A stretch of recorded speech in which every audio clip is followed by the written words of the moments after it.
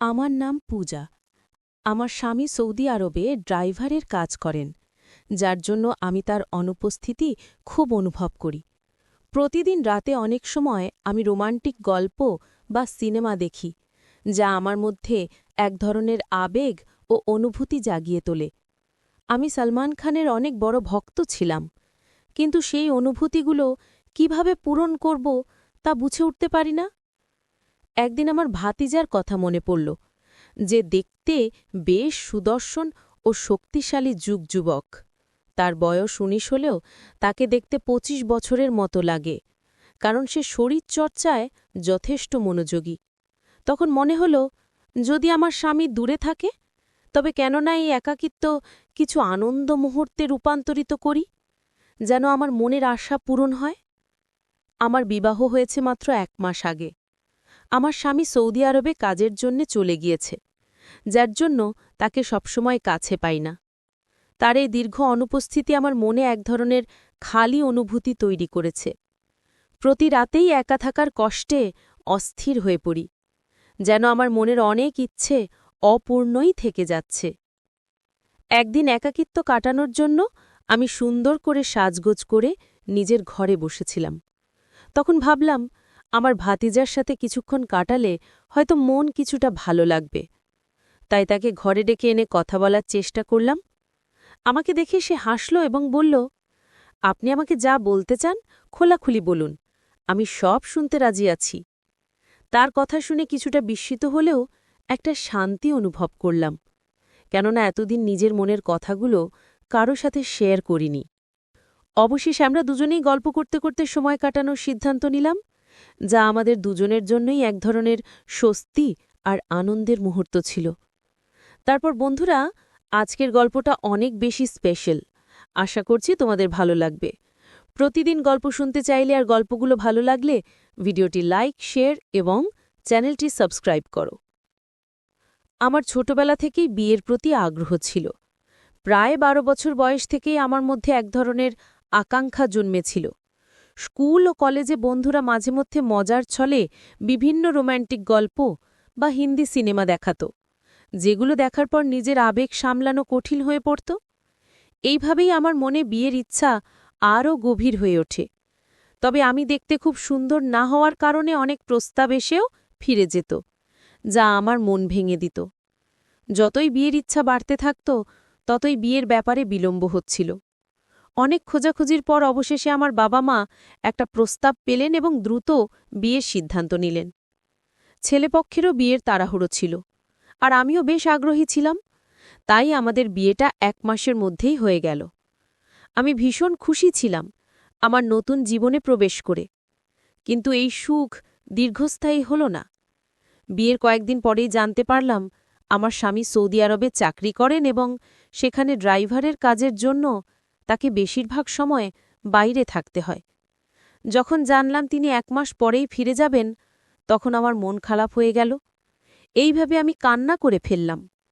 এভাবেই আমি তার অনুপস্থিতি সত্ত্বেও নিজের অনুভূতিগুলোর সাথে মানিয়ে চলার চেষ্টা করছিলাম, কিন্তু প্রতিনিয়ত তার কাছাকাছি থাকার চাওয়াটা আমার মনকে অস্থির করে তুলেছিল। রাতে আমি ভালো করে ঘুমাতে পারতাম না। আমি একদিন স্বামীকে জিজ্ঞাসা করলাম, যদি তোমাকে সৌদি আরবেই থাকতে হয়, তাহলে বিয়ে কেন করলে? তিনি আমাকে বললেন, আমার ছোট ভাই বোনেরা এখনও পড়াশোনা করছে, আর আমার ভাতিজার দেখাশোনা আমাকেই করতে হয়। তারা নিজেদের পায়ে দাঁড়ানো পর্যন্ত সংসারের দায়িত্ব আমার উপরেই থাকবে। এখানে থাকলে এত টাকা উপার্জন করতে পারতাম না, তাই সৌদি আরবে যেতে হয়েছে। তিনি আরও বললেন, সৌদি আরবে এমন একটা কাজ করি যাতে করে বাড়িতে কখনো টাকার অভাব না হয়। তখন আমি বললাম, তাহলে আমাকেও সঙ্গে নিয়ে চলো। তিনি মৃদু হেসে বললেন, এটা এত সহজ নয়। সেখানে আমার নিজের কোনো বাসা নেই, আর ভাড়াও খুব বেশি। আমরা অনেকজন মিলে একটি ঘরে থাকি, তাতে আমাদের খরচ কিছুটা কম হয়। এরপর তিনি বললেন, আমি বছরে একবার আসি, সেটাও মাত্র ১ মাসের জন্য। তার এই কথা শুনে আমার মন ভারাক্রান্ত হয়ে গেল। মনে অনেক কষ্ট হলো এবং ক্ষোভও জন্মাল। আমার বিয়ে খুব সাদামাটাভাবেই হয়েছিল এবং যেসব স্বপ্ন দেখেছিলাম তার কিছুই পূরণ হয়নি, কিন্তু সবকিছু সহন করে চলছিলাম। আমার স্বামীর স্বভাব ছিল খুবই গম্ভীর। তিনি কখনো খোলাখুলি কথা বলতেন না বা তার সমস্যার কথা প্রকাশ করতেন না। সবকিছু জেনেও আমি নিজেকে ধৈর্য ধরে সামলে নিয়েছিলাম। আমার স্বামীর বিয়ে করাটা মূলত পরিবারের ইচ্ছেতেই হয়েছিল, যেন তিনি পরিবারের কাজে সাহায্য করতে পারেন। রাগ হলেও আমার স্বামীর ওপর কোনো প্রভাব পড়ল না, আর তিনি সৌদি আরব চলে গেলেন। আমি আবারও একাকিত্বে ডুবে গেলাম। রাতের বেলা ঘুম আসত না, আর তার সাথে কাটানো মুহূর্তগুলো মনে পড়ত। সারাদিন কেটে যেত, কিন্তু তার সাথে কোনো যোগাযোগ হতো না। শুধু রাতে 15 মিনিটের জন্য ভিডিও কল করত, আর সেই সময়টাতেও পরিবারের খোঁজ খবর নিত। আমি তার সাথে মনের কথা বলতে চাইতাম, কিন্তু তার কাছে সময় থাকত না।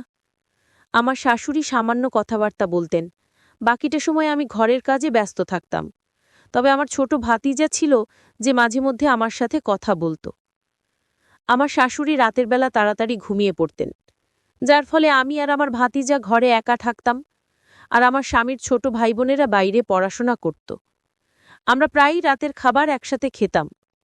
আমার ভাতিজা খুবই হাসিখুশি একটি ছেলে, যে সারা রাত তার বিশ্ববিদ্যালয়ের গল্প শোনাত। যদিও তার গল্পে আমার তেমন আগ্রহ ছিল না। এক রাতে আমি মোবাইলে হিন্দি সিনেমা দেখতে শুরু করলাম। সিনেমাটি ছিল বেশ সাহসী ধাঁচের, আর দেখতে দেখতে আমি গভীর চিন্তায় ডুবে গেলাম। পরের দিন সকালে যখন ঘুম থেকে উঠলাম, তখনও রাতের সেই সিনেমার কিছু দৃশ্য আমার মনে ঘুরছিল। আমি কিচেনে কিছু কাজ করলাম এবং দুপুরের খাবার তৈরি করলাম। কাজের সময়ও সেই দৃশ্যগুলো আমার মনে ঘুরছিল।